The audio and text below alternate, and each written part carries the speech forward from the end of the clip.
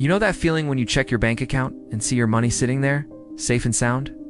It feels good, right? It's like your future is secure. But what if I told you that the very system protecting that money is built on a foundation so fragile, one wrong move could make it all disappear? Not in some distant future, but potentially tomorrow. If you've ever wondered why banks fail, why economies crash, and why the word default sends shivers down spines, you are in the right place. This video is going to break down the terrifying reality of banking system crises and defaults. Trust me, by the end of this, you will never look at your bank account the same way again. If you find this valuable, hit that like button and subscribe right now, because we are diving deep into the mechanics of financial collapse. You do not want to miss a single second of this. So, let us start with the basics. What exactly is a banking crisis? Most people think it is just when a bank runs out of money, but it is so much more complex and so much more dangerous than that.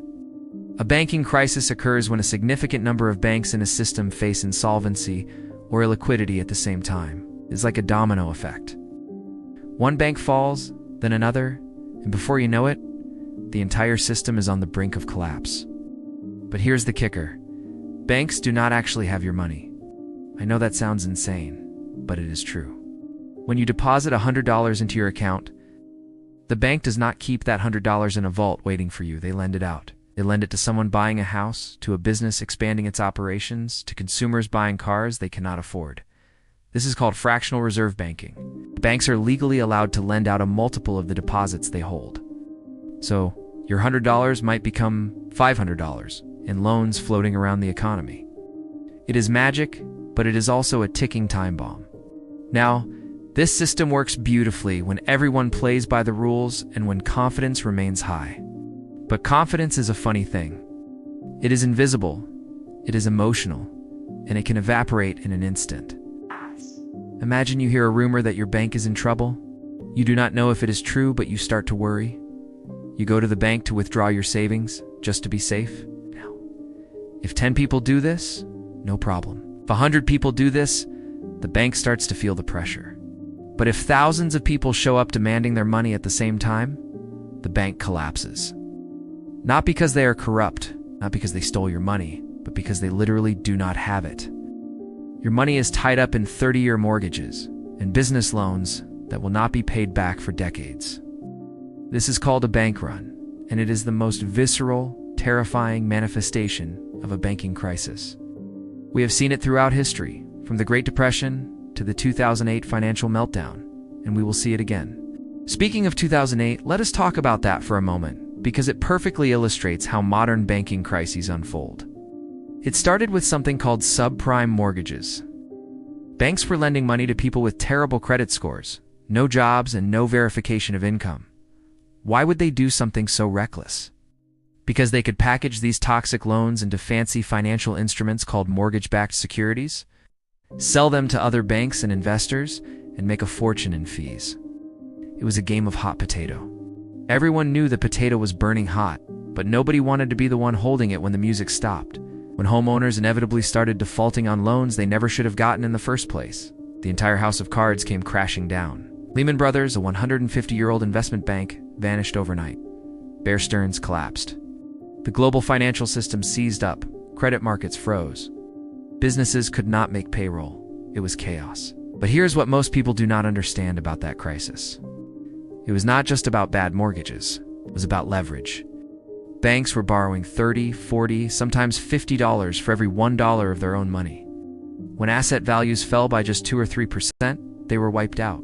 It's completely insolvent. And because all these banks were interconnected, through complex derivatives and counterparty agreements, when one fell, it threatened to take everyone else down with it. This is what economists call systemic risk. The risk that the failure of one institution brings down the entire system. It is like a spider web where every strand is connected. Cut one strand in the wrong place, and the whole thing collapses. Now, let us talk about defaults, because this is where things get really interesting and really scary. A default occurs when a borrower fails to meet the legal obligations of a loan. Sounds simple enough, right? Someone borrows money, they cannot pay it back, so they default. But in the banking world, defaults are nuclear bombs. They do not just hurt the lender. They create ripple effects that can destabilize entire economies. When a major corporation defaults on its debt, pension funds lose money, employees lose jobs, suppliers go unpaid, confidence in the market evaporates. When a government defaults, it is even worse. We saw this in Greece during the European debt crisis. When it became clear that Greece could not pay back its debts, interest rates across Europe spiked, banks stopped lending to each other, and the entire Eurozone was thrown into crisis. People lost their life savings. Unemployment soared. Social unrest exploded. But why do governments default? Unlike corporations, governments can print their own money. They have a magic money machine called the central bank. So why not just print whatever they need to pay their debts? Well, they can, and sometimes they do. But this leads to something even worse than default: hyperinflation. When a government prints money to pay its debts, the value of that money plummets. Prices skyrocket. Savings become worthless. We have seen this in Zimbabwe, in Venezuela, in the Weimar Republic. In Zimbabwe, inflation reached 18.9 sextillion% per month. Let that number sink in. Sextillion. People were literally using wheelbarrows of cash to buy a loaf of bread. So governments face an impossible choice: default on their debts and face immediate economic collapse, or print money to pay debts and face the slow death of hyperinflation. Most choose to print until they cannot print anymore, and then they default anyway. The banking system is designed to handle small defaults.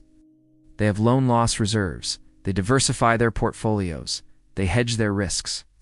But the system is not designed to handle correlated defaults, when everyone defaults at the same time. This is what happened in 2008. It is what happened during the Great Depression, and it is what will happen again. Because here is the dirty little secret of banking. The system requires constant growth to survive. Banks lend money that must be paid back with interest. But the money to pay that interest does not exist yet. It has to be created through new loans, new economic activity, new growth. If growth stops, if the economy contracts, the math stops working. Debts become impossible to repay. Defaults cascade. Banks fail. And we are seeing warning signs right now.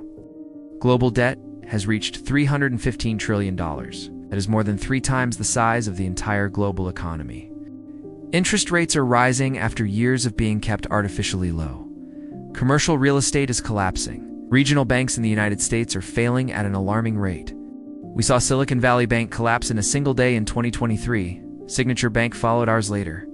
First Republic Bank failed shortly after. These were not small players.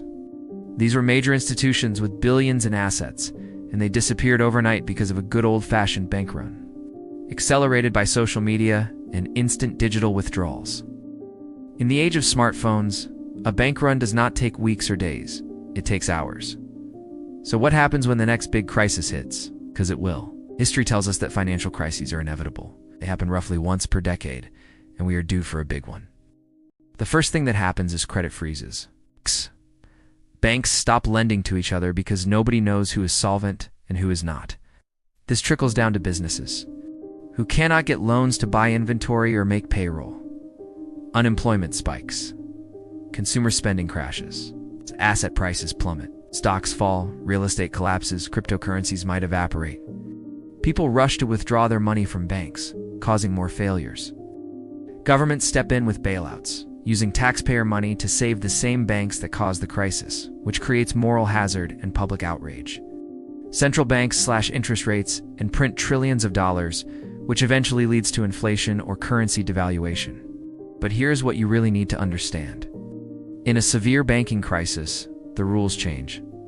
Governments can and will freeze your assets.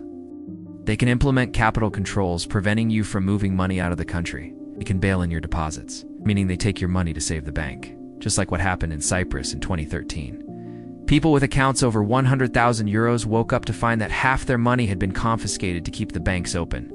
It was legal theft, sanctioned by the government, and it could happen anywhere. So what can you do to protect yourself? First, understand that no bank is truly safe. Diversify your assets. Do not keep all your money in one place. Consider holding some physical cash, some precious metals, some assets outside the banking system entirely. Pay attention to the health of your bank. If they are offering interest rates way above the competition, that might be a red flag. Read the fine print on your accounts. Many countries, deposit insurance only covers a limited amount, and in a systemic crisis, those insurance funds would be wiped out in hours. Most importantly, educate yourself. The people who survive financial crises are the ones who see them coming and prepare in advance. They are not the ones panic selling when everyone else is panicking. They are the ones who position themselves before the panic started. Look, I know this is heavy stuff. It is scary to think about the fragility of the system we all depend on. But ignorance is not protection. The more you understand about how banking crises and defaults work, the better prepared you will be. When the next one inevitably arrives, and it is coming, maybe not tomorrow, maybe not this year, but the seeds of the next crisis have already been planted. The debt is too high, the leverage is too extreme, and the confidence is too fragile. When it breaks, it will break fast, and it will catch most people completely off guard. If you made it this far, you clearly care about understanding how money really works, and I respect that. Drop a comment below and let me know what you think. Do you believe we are heading for another major financial crisis? Have you started preparing for it? I read every single comment and I want to hear your perspective.